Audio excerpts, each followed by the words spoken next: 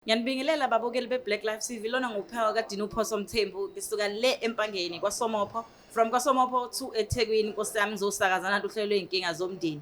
Uhlelo-ke iy'nkinga zomndeni, ikhaya nekhaya liney'nkinga zakhona, noma ungashona kuphi ikhaya nekhaya, wonke umuntu uney'nkinga zakhe.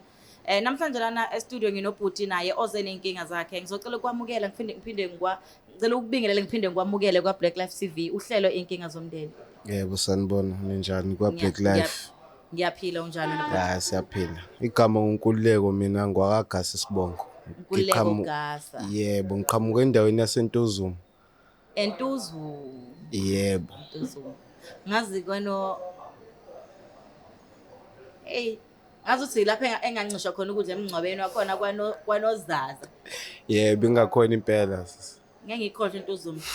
Kodwa-ke angikho lapho. Yebo. Luthini usuku lapho? Sini inkinga yakho namhlanje baba? Inkinga yami enginayo iqhamuka kakhulukazi ekhaya. Ekhaya. Yebo. Kodwa ngingasho ukuthi yaqalwa yimina leyo nkinga leyo. Usilandise nje unganqeni isikhathi sinaso. Yebo, inkinga yaqala ngokuthi ngasuke ngangena kuy'dakamizwa.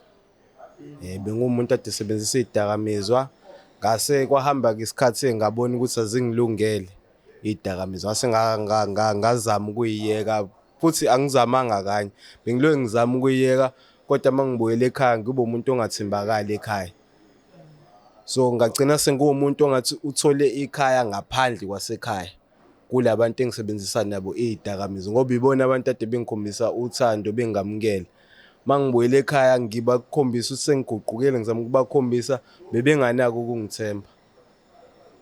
Iyona-ke into ade eyenza imbangela ukuthi ngiloke ngibuyelile ey'dakamizweni, ngiphuma ngiphinde ngibuyele ngiphinde ngiphuma. Kwaze kwafika esikhathini sokuthi ngize ngibone nami ukuthi hayi zange ngibambezele wangempela, kumele ngiyeke. Ukuthi ubani ongangithembi noma ubani ongahambisani nami akungisizi ngalutho lokho, ngoba mina ekugcineni umuntu ofanele aguquka, angenzeli omunye umuntu, bengizenzela mina. So inkinga enginayo-ke ekhaya-ke ileyo ukuthi ngisho noma sekuphela iminyaka ngingayisebenzisi iy'dakamizwa, kodwa ngisabonakala njengomuntu ongathembakali.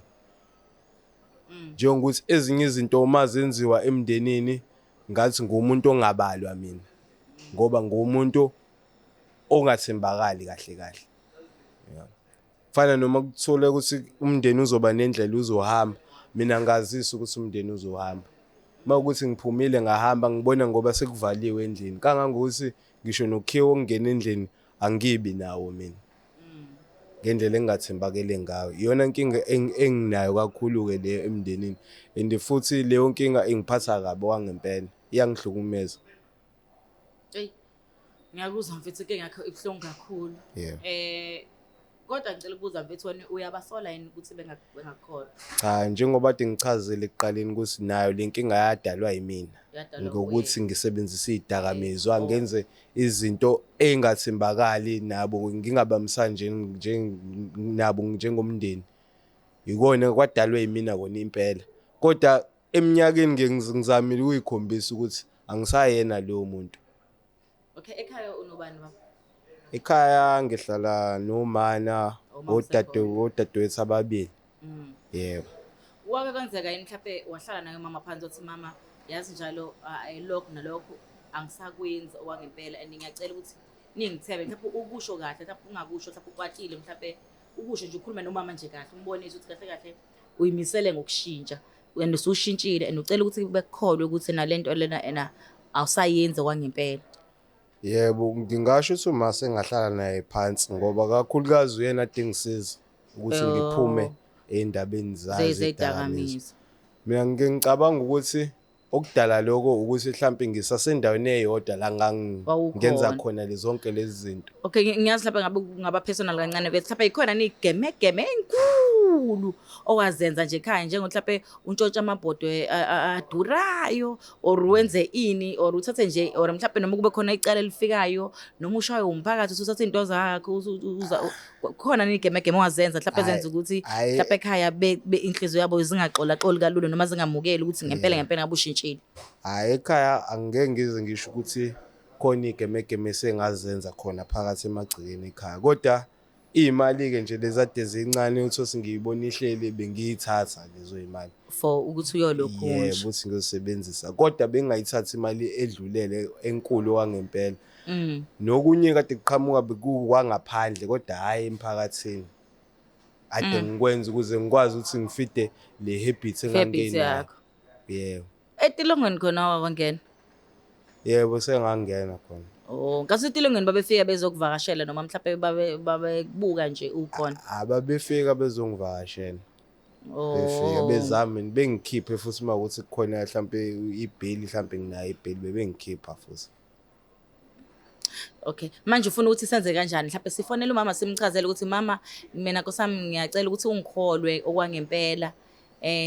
Nje ufuna senze njani mhlawumbe sikhona ukuthi sixhumanise nomama, xhumane nomama sikhulume. Yebo, bengingakujabulela lokuthi kube khona omunye umuntu ongaphandle ozokwazi ukuthi akhulume noma ngoba ezinye izinto angikwazi ukuthi ngiyikhulume. Ukhuluma Kakhulu noma ngisho noma hayi ukuthi asizwani siyazwana impela kodwa kunezinye izinto engakwazi ukuthi ngiyiveze nami ngiyikhululekise kuyena ngenxa yalesi simo lesalenkinga leni oqhekeka olubuye lube khona ngenxa yempilo kade ngiyiphila. Mfethu ngiyakuzwa. Ningizimu Afrika nangu umfethu nkosami uke wayimbandakanya nezidakamizwa eminyakeni edlule. Njengamanje usefuna ukushintsha, useshintshile kahle kahle kodwa ingqinamba abhekana nayo ukuthi yena ekhaya ikakhulukazi umama akamkholwa ngokuthi phela ke naye uke wazenza izinto engalungile futhi eziphumile eceleni. So into ayidingayo udinga ukuxhumaniswa noma wakhe, udinga ukuthi imkhulume noma wakhe.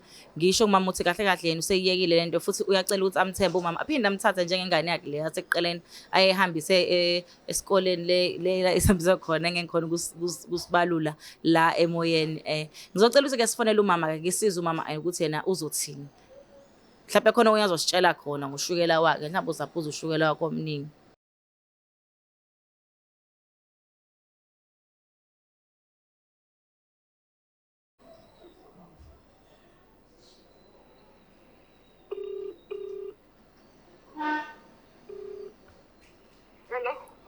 Hello mama, njani?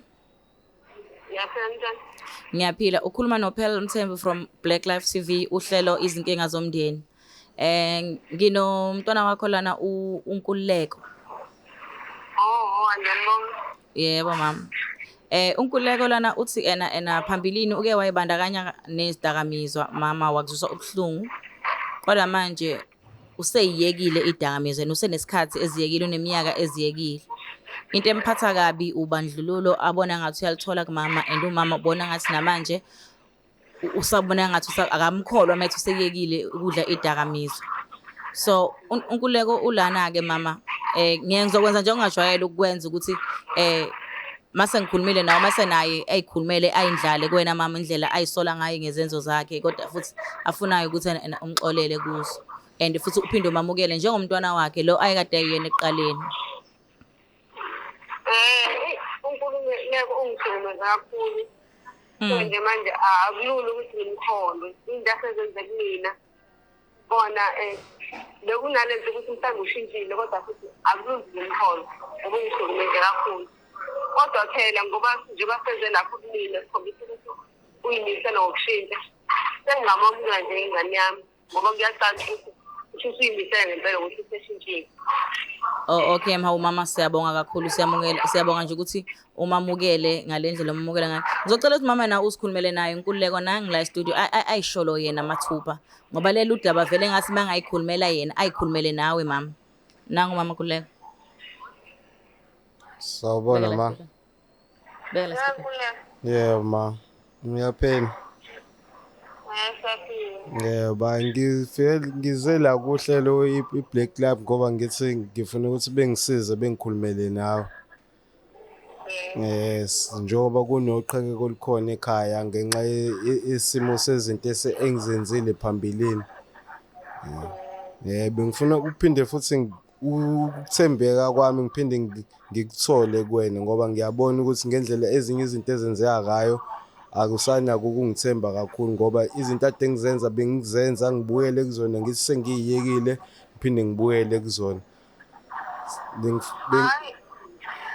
Bengithi bengithi ngifuna ukwenza isiqiniseko njengoba sengifike nakusisiphela ukuthi ngiqiniseke ukuthi ngempela lokho kade ngithi sengiphumile kona sengiphumile ngempela. Hayi ngiyakuzwa. Bengifuna ukuthi ngicabanga ukuthi njengoba usho ngempela ufuna ukushintsha. Akube kona ngempela. Kona nami ngiyabona ukuthi njengoba soze waya lapho usithola iphisi ngempela uzimisele. Ukushintsha. Kona nami akunzima ukuthi ngiqiniseke ikhanda njengoba benza wakho umntana ngiyazala. Yebo ma. Mina ngizokusho ukuthi ngiyakamukela njengengane yami nawe qiniseka ukuthi uyashintsha. Wapha nawe asenzani zonke ubunzima benza ukuthi ngikwamukele. Kodwa ngoba sengiyabona ukuthi hayi nesiqiniseko ukuthi uyashintsha ngiyakwamukela ngiyaxawulela konke okwenzile. Yebo ma ngiyajabula ukuzwa lokho.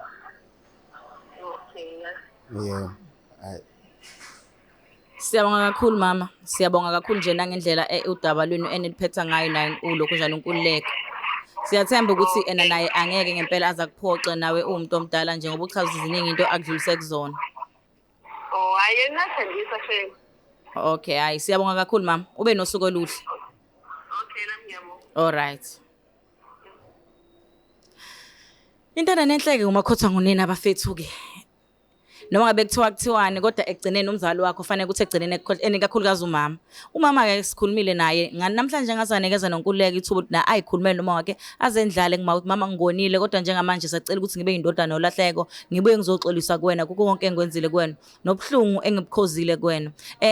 Nkululeko uzizwa unjani emva kokukhuluma nomama nje wamtshela the way you feel ngakhona nangendlela akwenza ngakhona izinto nangendlela sofuna ukuqhubeka ngayo futhi nje going forward? Hayi ngizizwa ngikhululeke kakhulu. Siyabonga Nkululeko. Ngizizwa ngikhululekile nje nasemoyeni. Sengifisa ukuthi ngabe nginaye ke manje uma. Bakithi. Ubuso nobuso ke. Le ndaba. Yebo ukuze kube nesiqiniseko sale ndaba. So ilandelele mhlawumbe sosifike ekhaya kini sophuza itiye nje noma masizi ukuthi kwahamba kanjani kodwa mhlawumbe emva kwezinyanga nithi hayi bo Nkululeko mhlawumbe kwahamba kanjani. Yebo. Siyabonga kakhulu ukushintsha Nkululeko kunzima and I think kudinga ukusuka kumuntu. Ngiyabona nje nangendlela osonke ngakuthi ukushintshile ngempela.